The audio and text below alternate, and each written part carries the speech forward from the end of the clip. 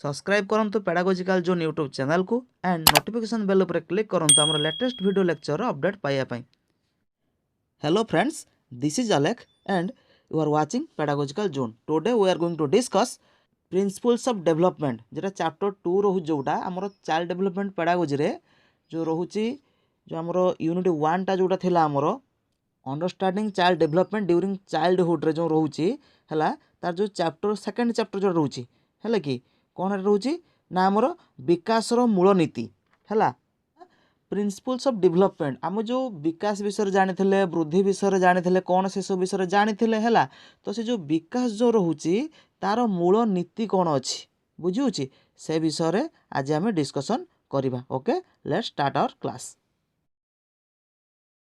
तो यार जो फास्ट रोचे कौन जो नीतिटा रोचे आमर कौन ना विकास वंशगत और परिवेश द्वारा प्रभावित। एटा लक्ष्य कर, विकास कौन ना वंशगत एंड परिवेश दीटा द्वारा कौन हुए ना प्रभावित होता है। किपरि लक्ष्य कर, प्रत्येक शिशु तार पेरेन्ट्स को ठारू किछि गुण स्वभावत आहरण करता है। अर्थात हूँ कौन ता पेरेन्ट्स को ठारू है किछि गुण से कौन करता है ऑटोमेटिक से आहरण करता है थ्रो जीन्स जीन मध्यम बुझी हो जानी अलरेडी है। सहीटा हूँ कौन ना हेरिडिटी कह जाए है। दीटा कथा ये आमर आसे, गोटे वंशगत गोटे परिवेश ये पढ़ले एठी कौन करता है ना पिला तार गुण गुड़ाक पेरेन्ट्स को कतरू बा तार ग्रांड पेरेन्ट्स भी हो पारे है, से पाखर आहरण करता है, सहीटा मोर हेरिडिटी जाऊँगी है। आ उपयुक्त परिवेश पाइले से जो वंशगत गुण गुड़ाक डेभलप होता है। उपयुक्त ये उपयुक्त कौन पाइले ना उपयुक्त परिवेश पाइले है।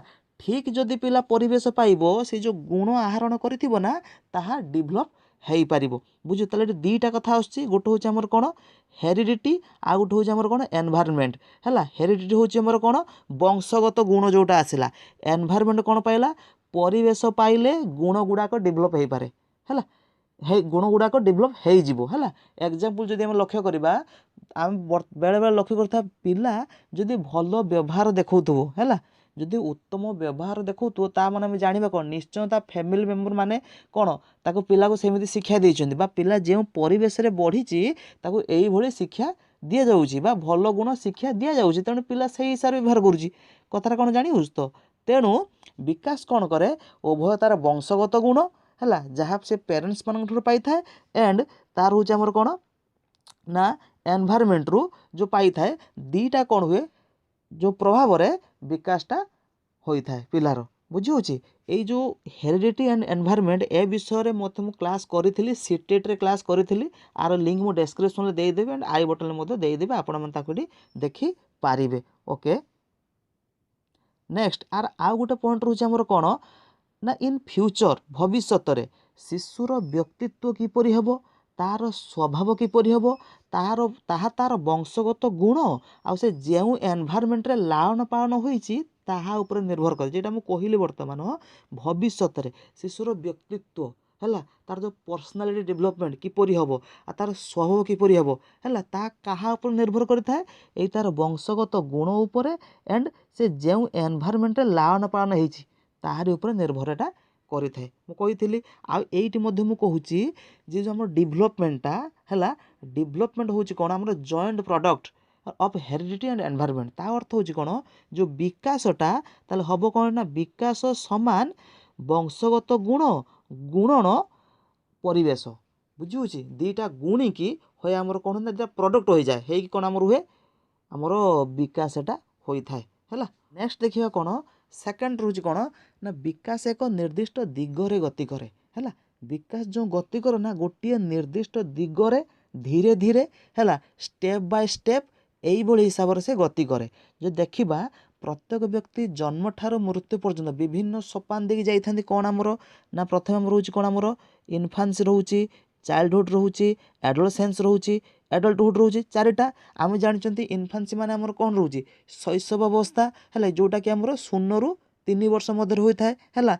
चाइल्डहुड रोचे आमर कौन रोचे बाल्यावस्था जोटा आमर 3 ରୁ 12 वर्ष मध्य होता है। एडोलसेंस आमर कौन रोचे कैशोरावस्था है जोटा कि आमर 12 ରୁ 19 वर्ष पर्यंत होता है। नेक्स्ट आमर कौन एडल्टहुड रोचे जोटा परिणत अवस्था है, सी तार ଷାଠିଏ ବର୍ଷ ପର୍ଯ୍ୟନ୍ତ ହେଲା ତ ଯାଇଥାଏ କେଉଁଟା ଆମର ଏଡଲ୍ଟହୁଡ଼ଟା ବୁଝିହେଉଛି। ତ ମଣିଷର ଯେଉଁ ତାର ଯେଉଁ ବିକାଶଟା ଏଇଭଳିଆ ଷ୍ଟେଜ୍ ଦେଇକି ସେ ଗତି କରିବ ନା। ଇନଫାନ୍ସି ଆସିବ, ତାପରେ ଚାଇଲ୍ଡହୁଡ଼ ଆସିବ, ତାପରେ ଏଡୋଲେସେନ୍ସ ଆସିବ, ତାପରେ ଏଡଲ୍ଟହୁଡ଼ ଆସିବ ହେଲା।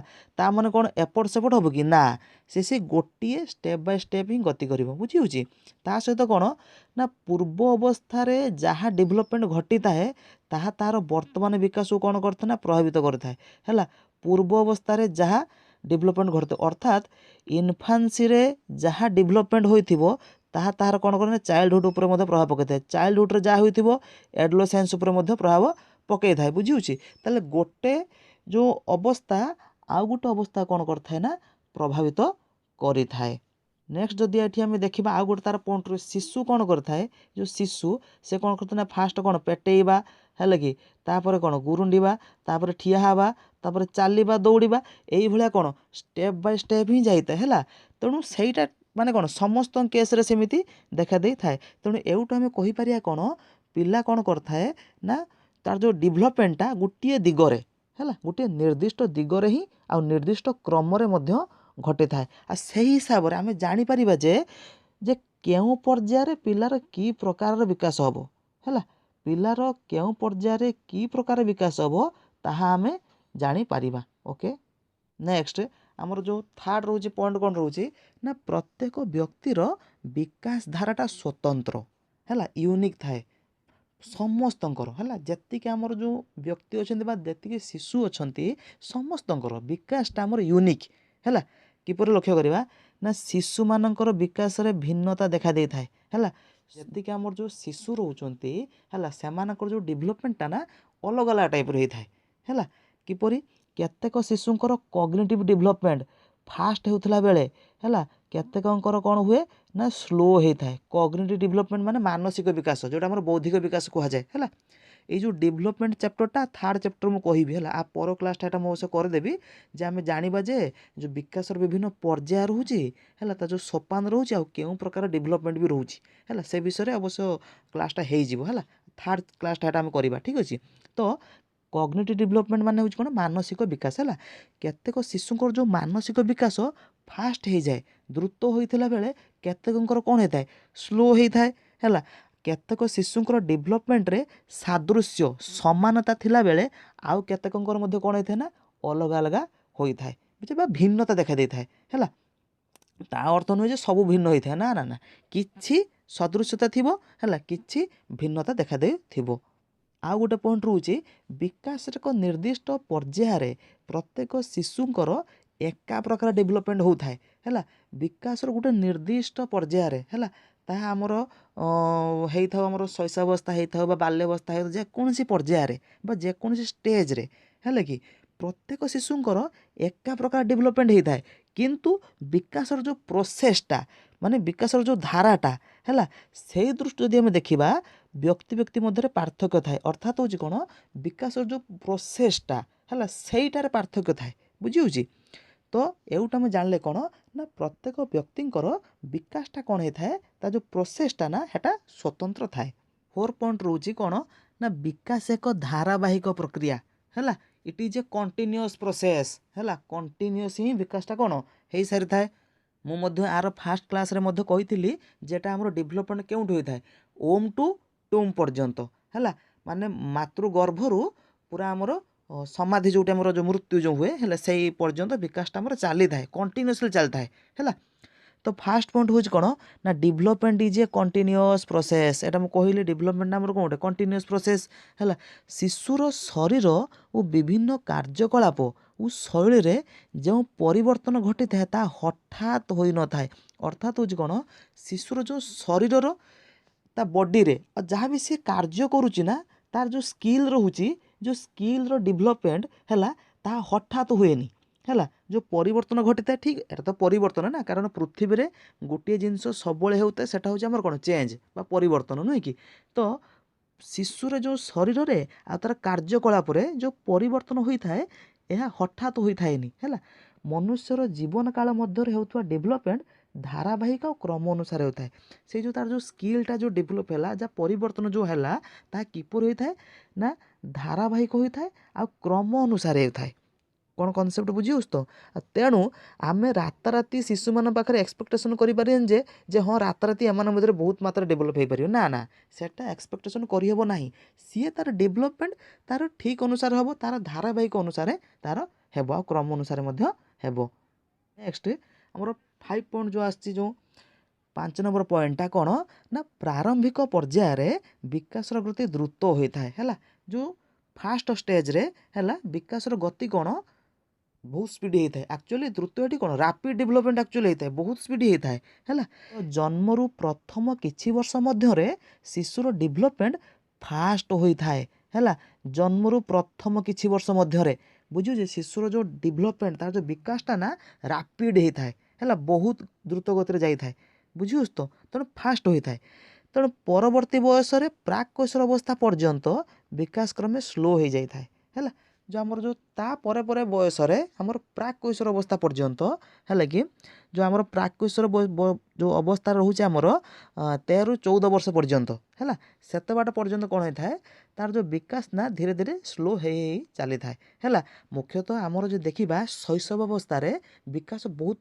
द्रुत गति चलता है बाल्यावस्था बेले द्रुत गति होता है किंतु शैशव अवस्था टे कम होता है से भाई धीरे धीरे कमी कमी कमी कमी जाए बुझी तो विकास आमर कौन होता है प्राक कैशोर अवस्था पर्यंत स्लो हो जाए छोट पिला मानकर फिजिकल ग्रोथ जोटा मु कहली आमर जो शैशव अवस्था है छोट पिला मानकर फिजिकल ग्रोथटा एते फास्ट होता है आम इजिली जापर है लक्ष्य आम ऑटोमेटिक जापर जे छोट छुआ मानकर जो शारीरिक वृद्धिटा एत द्रुत गति होती जना पड़ किपरि सपोज गोटे पिला 3 वर्षर पिला है 3 वर्ष पिला जी तार हाइट हो जिते से 4 वर्ष है ता हाइट तो ऑटोमेटिक बढ़ी आ से हाइट जी बढ़ी थी भी आम जापर हाँ ये ग्रोथ करुच्ची नुहे कि तो सेठू आम जापर।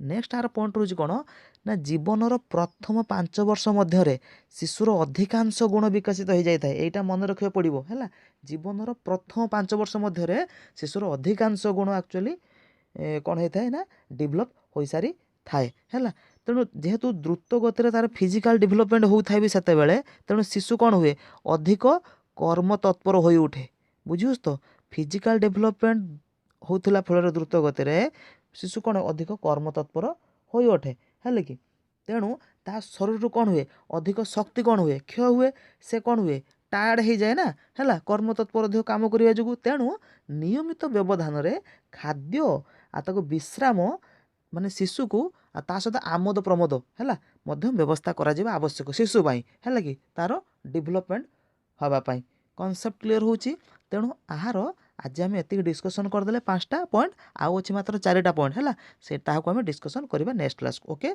जदि आ मधुर किसी डाउट थी देन कमेंट सेक्शन लिखिए आउ चैनल को सब्सक्राइब करेंगे वीडियो लेक्चर गुड़ाक शेयर करेंगे आउ लाइक करेंगे ओके टेक केयर।